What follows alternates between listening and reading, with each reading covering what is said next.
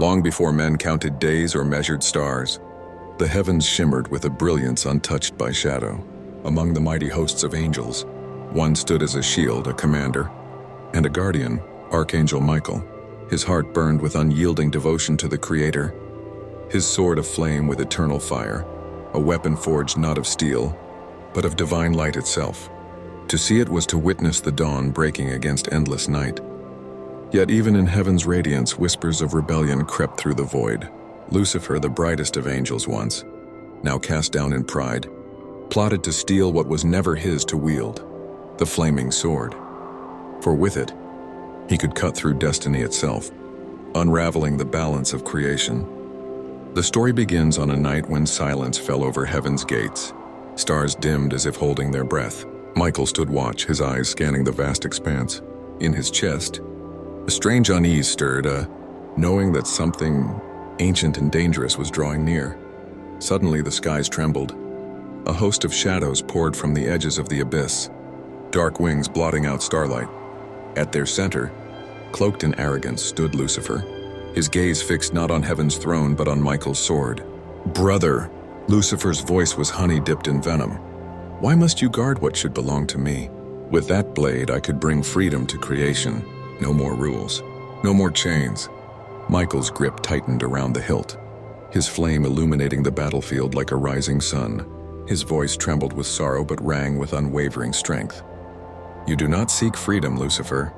You seek dominion, and freedom forged in pride is slavery." The clash came like thunder. Fire met shadow, light clashing against darkness in waves that rippled through creation. Every strike of Michael's sword sent sparks cascading across the heavens, while every lash of Lucifer's dark blade bent the air with fury. The armies of angels and demons collided, their cries echoing like storms across eternity. But in the chaos, Lucifer's cunning struck true. With a feint, he tore the flaming sword from Michael's grasp. Its light dimmed in his hand, corrupted by his touch, and for the first time, Michael felt the unbearable weight of failure. He fell to his knees, the clash of battle fading into silence. His chest ached not with defeat but with grief. The sword was not merely a weapon, it was his trust, his calling, the Creator's gift. To lose it was to lose a piece of himself. Lucifer's laughter rolled across the battlefield, mocking and triumphant.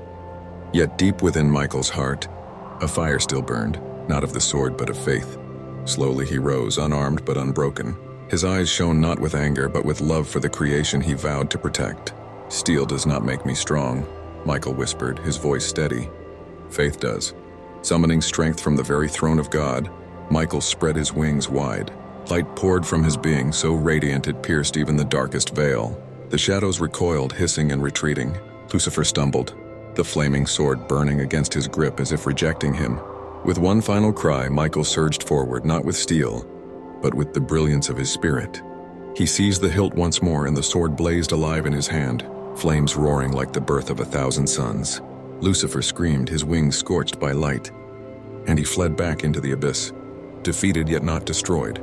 And so the story of the flaming sword became not a tale of battle but of faith, for in the end, Archangel Michael's true power was not the weapon he carried, but the heart that refused to surrender even when all seemed lost. Silence returned. The battlefield lay still, the stars once again shining above.